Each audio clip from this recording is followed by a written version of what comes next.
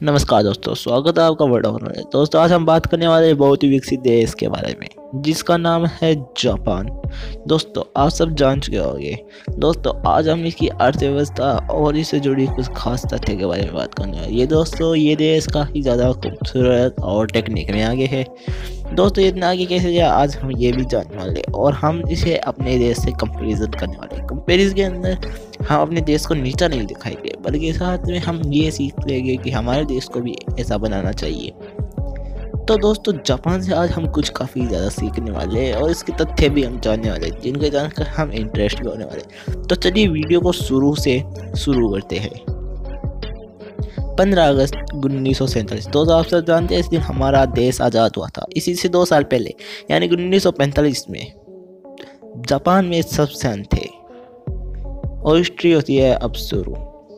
America ने Japan पर bomb गिरा दिया।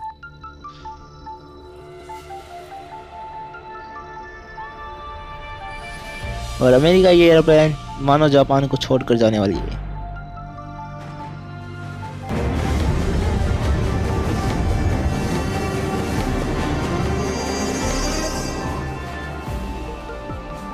और यहाँ के लोग मानो अपनी मौत का इंतजार कर रहे हो। सब बिल्कुल शांत था और बॉम्ब बहुत ही तेजी से जापान की ओर जा रहा था। इस बॉम्ब के अंदर लगभग 3 लाख से ज़्यादा लोग मारे गए।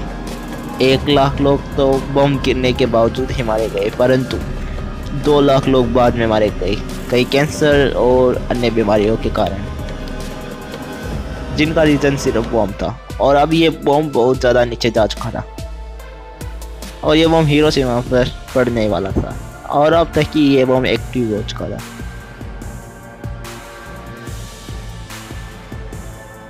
और ये बम काम करना चालू कर दिया और न्यूक्लियर रिएक्शन स्टार्ट हो चुकी थी। और इस बॉम्ब का तापमान बढ़ रहा था। दोस्तों, ये जब हवा में था तो इसका तापमान 6000 डिग्री हो गया और ये बॉम्ब फट गया। चारों ओर सिर्फ रोशनी ही रोशनी, और ये रोशनी इतनी खतरनाक थी कि इससे हमारे हाथों की हड्डियां भी दिखाई देने लगी।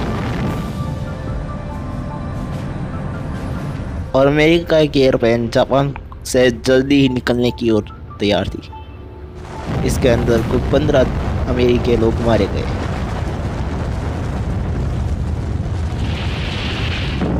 और इसका धमाका इतना तेज था कि दूर दूर तक पूरे जापान के अंदर इसकी आवाज़ सुनाई देने लगी।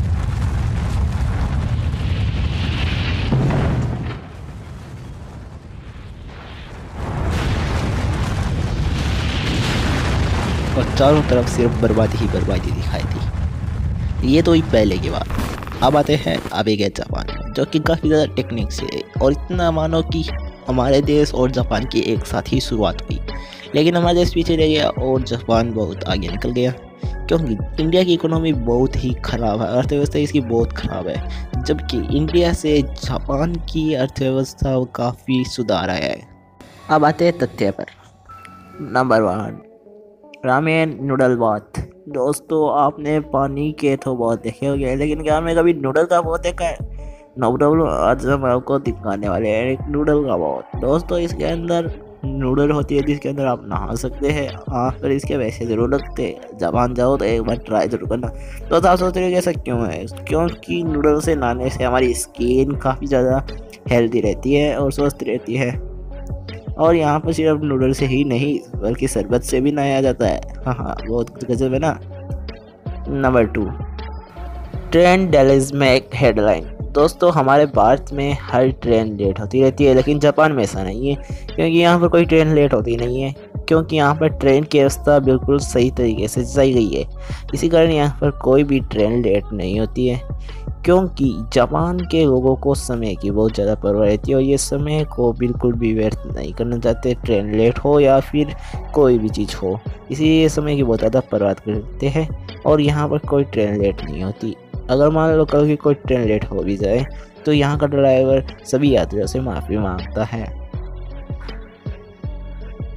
Number 3, silent karaoke. दोस्तों काफ़ी लोगों को गाना सुनते हुए गाना गाने की आदत रहती है और वो गुनगुनाते रहते हैं, इसीलिए उनका बेसुरा गाना हमें ना सुनाई दे या किसी और को नहीं सुनाई दे, इसीलिए जापान में एक स्पेशल टेक्नोलॉजी की मशीन बनाई है।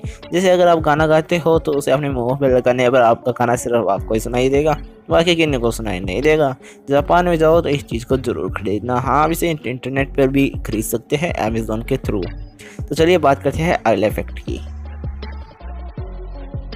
Number 4, Japanese vending machine. दोस्तों ये मशीन बहुत ही गजब की मशीन है। यहाँ पर कोई भी दुकानें की ज़रूरत नहीं होती, ना ही किसी दुकानदार की ज़रूरत होती है, क्योंकि यहाँ पर मशीनें के द्वारा हम कोई भी सामान खरीद सकते हैं, फिर चाहे वो कपड़ा हो, कैंडी हो, चॉकलेट हो या कोई भी जूते, शूज़, कुछ भी हो। दोस्तों इसके लिए हमारे यहाँ पर ऐसी कोई व्यवस्था नहीं है हमारे इंडिया में, लेकिन यहाँ पर बहुत अच्छी व्यवस्था की गई है। इसके लिए सबसे पहले आपको फ्लेवर चॉइस करना होगा, फ्लेवर के हिसाब से आपको रेट सेलेक्ट करनी होगी और फिर आपको यहाँ पर कैश देना होगा। आपके पास अगर छुट्टे नहीं है तो आप बिना छुट्टे भी दे सकते हैं, या आपको छुट्टे वापस दे देगा और फिर आपके छुट्टे आपको ले लेने हैं और उसके बाद आपका सामान यहाँ पर देख सकते हैं आपके सामने आ चुका है। Number 5, e tap automatic door. दोस्तों ये दरवाज़ा सही में बहुत गजब का है, क्योंकि यहाँ पर आपको किसी भी बटन को सिलेक्ट नहीं करना है, ये दरवाज़ा ऑटोमेटिकली खुल जाता है और ऑटोमेटिकली बंद हो जाता है। ये आपके शरीर के साइज़ के हिसाब से ही खुलता है, एक्स्ट्रा नहीं खुलता। इसके द्वारा कोई भी मच्छर, ज़्यादा कोई गंदगी अंदर नहीं जा सकती, सिर्फ आप ये अंदर और बाहर आ सकते हैं। सही में ये दरवाज़ा बहुत ही गजब का है। ऐसा दरवाज़ा हमारे इंडिया में भी होना चाहिए। चलिए वीडियो समाप्त करते हैं। जय हिंद एंड जय भारत।